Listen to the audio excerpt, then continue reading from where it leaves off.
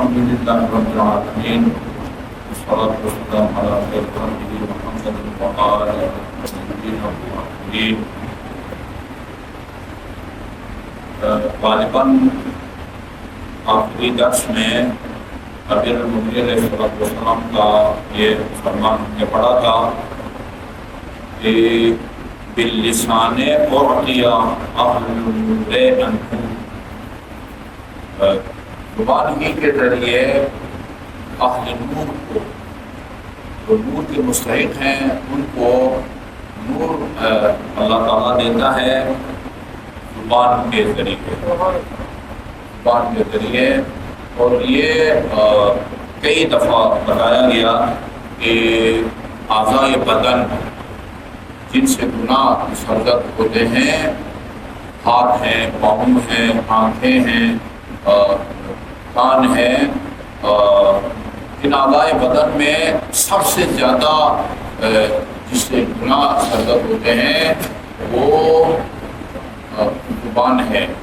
بعض روایات میں باقی اعضائے بدن سے زبان جب پوچھتی ہے، حالت معلوم کرتی ہے، خیریت دریافت کرتی ہے، تو وہ زبان سے کہتے ہیں کہ بھائی تو جو ہے نا، ہاں اگر وہ رہے تو ہماری خیر ہے، ہماری وجہ سے جو ہے وہ ہمیں بھی سزا ملنے کا وہ خطرہ ہوتا ہے.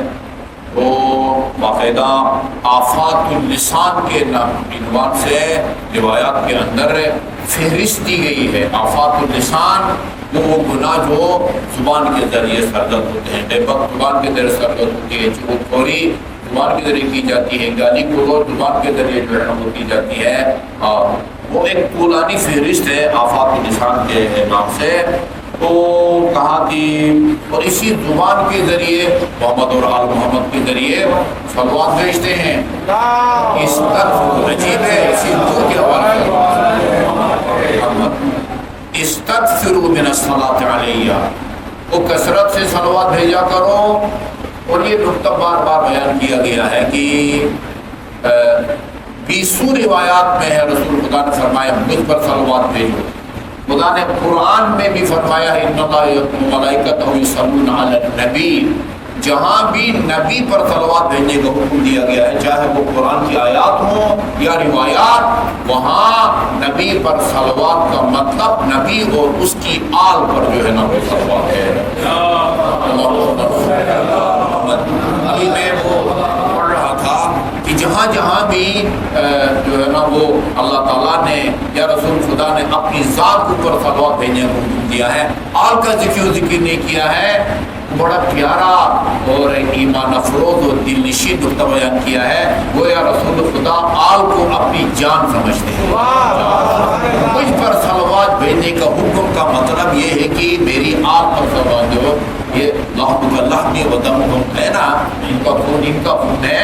تو وہ اللہ بھی رسول پر درود بھیجنے کے حکم کو کافی سمجھتے ہیں. خدا کے نزدیک بھی رسول پر صلوات کا حکم، آل پر جو ہے نا وہ صلوات کا حکم ہے.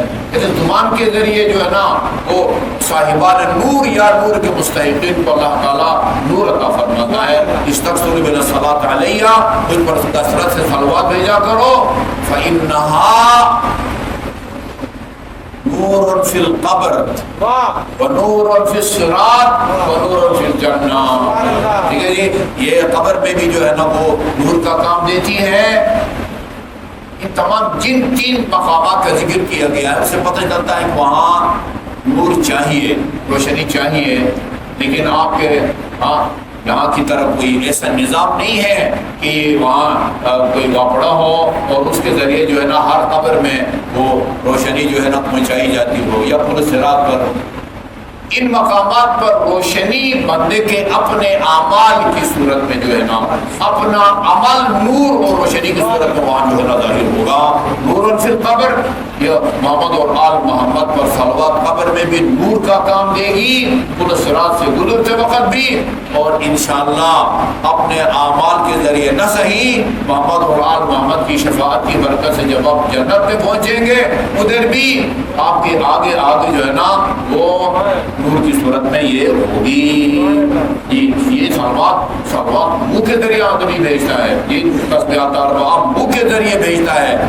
جو سونا اور چاندی کی اینٹوں میں تبدیل ہو جاتی ہے، اور ادھر جنت میں آپ کے نام جو الاٹ پلاٹ ہے اس کی تعمیر میں یہ اینٹیں استعمال ہوتی ہیں۔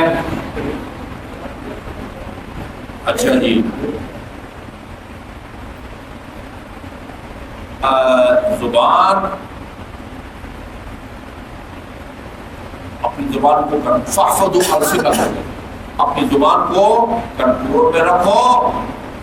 یہ نہج البلاغہ میں ہے المؤمن ملجم، یہ لجام، یہ کہتے ہیں فارسی سے عربی میں گیا ہوا لفظ ہے، لگام سے ہے، لگام، عربی میں گاف نہیں ہے۔ یہ کچھ الفاظ ہیں جو فارسی سے عجمی زبان سے عربی میں گئے ہوئے ہیں، ان میں سے ایک یہ لجام بھی ہے۔ المؤمن ملجم، مومن کے منہ میں ہمیشہ لگام ہوتی ہے یا ہوتا ہے؟ لگام ہوتی ہے، ٹھیک ہے نا۔ المؤمن ملجم، یہ کنٹرول میں رکھو اپنی زبان کو۔ واشغلوها بذکر اللہ، اس کو ہاں ایک چار بندے بیٹھے ہوں تو وہ کسی اور کی برائی میں اس کو جو ہے نا وہ استعمال نہ کرو، اللہ تعالیٰ کے ذکر میں۔ آیت اللہ محسنی رضوان اللہ تعالیٰ علیہ وہ کہتے تھے میں آپ کو ایک ایسا ذکر بتاتا ہوں کہ آپ بھری مجلس میں وہ ذکر کریں گے، کسی کو پتہ بھی نہیں چلے گا کہ آپ اللہ تعالیٰ کا ذکر کریں گے۔ ریاکاری سے 100% محفوظ ذکر وہ لا الہ الا اللہ ہے، ٹھیک ہے نا۔ لا الہ الا اللہ میں کوئی ایسا حرف نہیں ہے کہ جس سے آپ کے لب ہلیں، اس میں بے نہیں ہے، اس میں میم نہیں ہے، اس میں کون کون سے حروف ہیں جن کے لیے لب ہلتے ہیں؟ بے ہے، میم ہے، فے ہے، ہاں پتہ بھی نہیں چلتا لا الہ الا اللہ۔ ابھی درس کے دوران بھی آپ جو ہے نا وہ منہ بند کر کے لا الہ الا اللہ جو ہے وہ کہہ سکتے ہیں، ٹھیک ہے نا۔ سبحان اللہ والحمدللہ، سبحان اللہ وہاں دے کر پتہ چلتا ہے لوگوں کو، ٹھیک ہے نا۔ قل هو اللہ احد اللہ الصمد، سمد میں بھی میم جو ہے نا پتہ چلتا ہے کہ آپ نے میم کا تلفظ کیا ہے۔ لا الہ الا اللہ میں کوئی ایسا لفظ نہیں ہے کہ جس سے آپ کے حاضرین متوجہ ہوں کہ آپ نے یہ ذکر جو ہے نا وہ پڑھا ہے۔ بہرحال آپ کی نیت اگر ریاکاری نہ ہو تو بے شک آپ کے لب ہلتے بھی رہے، لوگوں کو پتہ بھی چلے کہ آپ نے یہ ذکر کیا ہے، بلکہ بعض اوقات تبلیغ کا باعث بنتا ہے۔ ایک آپ ذکر کریں گے، خصوصاً ایک عالم دین، لوگ سمجھتے ہیں کہ لامحال اس میں کوئی فضیلت ہوگی، اس لیے مولانا صاحب جو ہے نا یہ ذکر کر رہے ہیں، اور کسی سے ریاکاری کا خطرہ نہیں ہوتا۔ اخبث الاعمال، کسی سے بالکل ایک فرمان کا دوسرے فرمان سے موضوع کے لحاظ سے کوئی تعلق نہیں ہے، نئی نئی باتیں، زبان کی خرابیاں بتائیں، اس کو کنٹرول میں رکھو، اور ذکر خدا سے اس کو انگیج رکھو۔ انگیج بہترین ترجمہ جو ہے وہ اس کو انگیج رکھو تاکہ کوئی اور غلط حرکت نہ کر سکے۔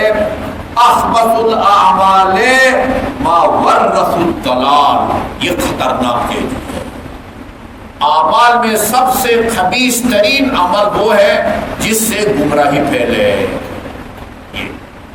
ٹھیک ہے، جس سے گمراہی پھیلے۔ اسٹیج پہ جا کے یہ ایک سید ہیں کوئٹہ سے تشریف لائے ہیں، کہتے ہیں کوئٹہ میں یہ پڑھتے رہے مسجد امام صادق، مدرسے امام صادق میں، یہ عارف والے میں کہیں خطیب تھے، ان کو مجبور کیا گیا کہ آپ شہادت ثالثہ پڑھیں، اس بیچارے نے انکار کر دیا تو اس کو وہاں سے فارغ کر دیا ہے۔ اور بھی کئی مقامات ہیں جہاں علماء کرام کو، بیشتمار حضرات کو اس جرم میں انہوں نے نکال دیا ہے کہ آپ جو ہے نا وہ تشہد ثالثہ نماز میں نہیں پڑھتے۔ منبر سے گمراہی پر مشتمل گفتگو کرنا، تقریر کرنا یا تحریر کرنا، یہ کیا ہے؟ بدترین ہے۔ ما يتكلم الرجل من كلمة ضلال اخذت بها الا وعليه وزر من عمل بها، یہ رسول خدا کا فرمان ہے بہار الانوار کے اندر۔ جو بندہ بھی کوئی گمراہ کن بات کرے، منبر سے نماز کے خلاف بولا جاتا ہے، اگر ایک آدمی منبر سے نماز کے خلاف بولتا ہے، 10 20 100 یا 1000 آدمی اس کی باتوں سے متاثر ہو کے نماز چھوڑ دیتے ہیں، یہ جتنے بھی نماز تارک الصلاۃ بنیں گے جتنا گناہ کا بوجھ ان کی کاندھوں پر ہوگا اتنا ہی بوجھ اس بندے خدا کے بوجھ پر بھی ہوگا جس کی تقریر کے نتیجے میں یا اس کی تحریر کے نتیجے میں لوگوں نے نمازیں چھوڑی ہوں گی۔ فرمایا اعمال میں بدترین عمل، جس طرح اعمال میں بہترین عمل لوگوں کو ہدایت دینا ہے، ہدایت، اور ہدایت کا بہترین عمل ہونے کی دلیل یہ ہے کہ اللہ تعالیٰ نے امام بنائے ہیں اور ان کی ذمہ داری ہدایت بتائی ہے۔ وَجَعَلْنَاهُمْ أَئِمَّةً يَهْدُونَ بِأَمْرِنَا وَأَوْحَيْنَا إِلَيْهِمْ فِعْلَ الْخَيْرَاتِ، ہم نے ان کو امام بنایا ہے، ان کا کام کیا ہے؟ وہ ہمارے حکم سے لوگوں کو ہدایت کرتے ہیں۔ إِنَّمَا أَنْتَ مُنذِرٌ وَلِكُلِّ قَوْمٍ هَادٍ، وہ 300 آیات جو صرف امیر المومنین کی شان میں نازل ہوئی ہیں بلا شرکت غیری۔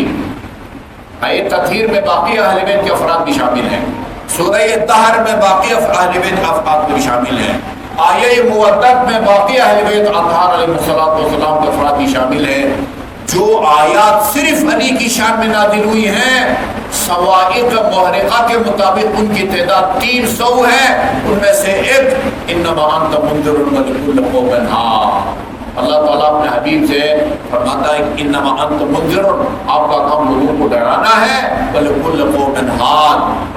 امیر المومنین ساتھ کھڑے تھے، فرمایا انا المنذر، اپنے سینے پر ہاتھ رکھا میں منذر ہوں، اور امیر المومنین کے سانے پر ہاتھ رکھ فرمایا وَهَذَا الْهَادِي، اس آیے کریمہ کی روشنی میں علی ہادی ہے۔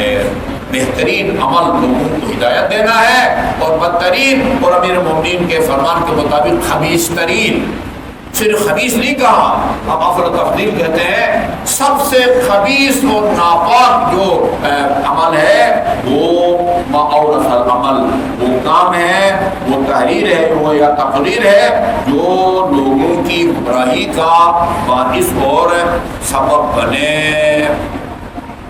وَخَيْرُ مَقْتُسِبَ أَعْمَالُ الْبِرِّ، بہترین عمل جو انسان سے سرزد ہو سکتا ہے وہ اعمال البر ہیں، نیک کام ہے۔ ظاہر ہے آپ متوجہ ہیں نیک کاموں کی بھی ایک پرانی فہرست ہے، ایاکم وعمل الصور فتسألوا عنہا یوم القیامہ، یہ بھی ایک اہم فقہی مسئلے کی طرف جس پر آپ نے اشارہ فرمایا ہے کہ مجسمہ سازی حرام ہے، جاندار چیز کی وہ جو ہے نا وہ بنانا، جسم بنانا جو ہے نا وہ یہ جو لوگ گڑیا بناتے ہیں، گڑیا بناتے ہیں یا اور قسم کے جو ہے وہ جانور بناتے ہیں، حلال گوشت جانور ہوں، حرام گوشت جانور ہوں، پلاسٹک سے بناتے ہیں، لکڑی سے بناتے ہیں۔ تعجب ہوتا ہے، ہم نے تم میں دیکھا ہے ایک جگہ پر امام خمینی رضوان اللہ تعالیٰ علیہ کا مجسمہ بنا ہوا ہے، کسی کے قابو میں نہیں ہوتے کچھ لوگ۔ اس دن میں پڑھ رہا تھا آیت اللہ جردی سے کے پاس ایک، انہوں نے اپنا اس زمانے میں جتنے بھی وہ ماتمی دستے کے جو تھے نا سالار، سب کو اپنے پاس بلایا، قوم ظاہر ہے آیت اللہ جردی کے مخالف تھے، کہا کہ فرمایا آپ کس کی تقلید کرتے ہیں؟ کہا کہ الحمدللہ ہم آپ کی تقلید کرتے ہیں جی۔ کہا اگر آپ میری تقلید کرتے ہیں نا، یہ آزادی کے دوران جو تم فلان فلان کام کرتے ہو یہ میرے نزدیک جائز نہیں ہے۔ انہوں نے کہا کہ سیدنا آقا سال میں کتنے دن ہوتے ہیں؟ کہا سال میں 365 دن ہوتے ہیں۔ کہا 364 دن آپ کی تقلید کرتے ہیں، عاشور کے دن آپ کی تقلید نہیں کرتے۔ ٹھیک ہے، عاشور کے دن جو ہے نا وہ اپنی مرضی جو ہے نا وہ آپ چلاتے ہیں، ٹھیک ہے۔ اچھا، وہ فتویٰ ہے، سب کا فتویٰ ہے کہ مجسمہ سازی، گڑیا بنانے کا کارخانہ لگانا یا کوئی بھی اور پرندے وہ گڑیا تو وہ بچی کی شکل بناتے ہیں نا، آج کل تو ایسے وہ چائنا آ رہے ہیں اس کے اندر بٹن دباؤ تو وہ گانے بھی گا رہی ہوتی ہے، ساتھ ساتھ جو ہے نا مختلف زبانوں میں وہ جائز نہیں ہے، یا پلاسٹک سے جو ہے نا وہ جانداروں کا مجسمہ بنانا وہ حرام ہے۔ اب یہ اسی قسم کے الفاظ کو حقیقی مفہوم نہ سمجھنے کے نتیجے میں وہ فوٹو بنانے کو جو ہے نا وہ حرام قرار دیتے تھے۔ اگر آپ جائیں وہ جو ہے نا وہ حجاز مقدس سعودی عرب جگہ وہ بادشاہوں کی تصاویر جو ہے وہ آویزان ہیں دفاتر وغیرہ میں بھی۔ مجھے نہیں معلوم جو مفتی اس کو حرام قرار دیتے ہیں تصویر بنانے کو، وہ حج پہ کس طرح جاتے ہیں؟ پاسپورٹ بنانے کے لیے تصویر بنانی پڑتی ہے، اس کے بغیر پاسپورٹ آپ کو وہ نہیں ملتا۔ یہ فوٹوگرافر کے ذریعے تصویر بنانا یہ حرام نہیں ہے، مجسمہ سازی جو ہے نا وہ حرام ہے۔ گڑیا کا کارخانہ بنانا حرام ہے، لیکن ادھر سے خرید کے بچوں کو دے کے گھر میں رکھنا یہ مکروہ ہے۔ ٹھیک ہے جی، بنانا کارخانہ لگانا گڑیا سازی کا وہ جائز نہیں ہے۔